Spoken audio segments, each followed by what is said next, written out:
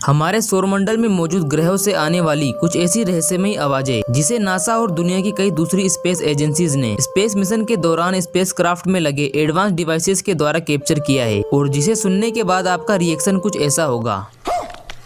Number 1, सन।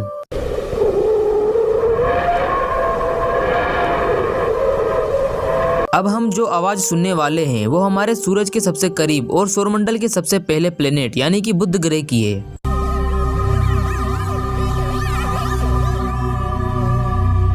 अब जरा इसे सुनिए। अभी आपने जो आवाज सुनी वो आवाज है वीनस यानी कि शुक्र ग्रह की। अब बारी आती है हमारे अपने प्लेनेट धरती की, जहां हम बर्ड्स की आवाज से लेकर गाड़ी की आवाज तक कई सारी आवाजें सुनते हैं, लेकिन स्पेस से हमारी धरती की आवाज कुछ ऐसी सुनने को मिलती है।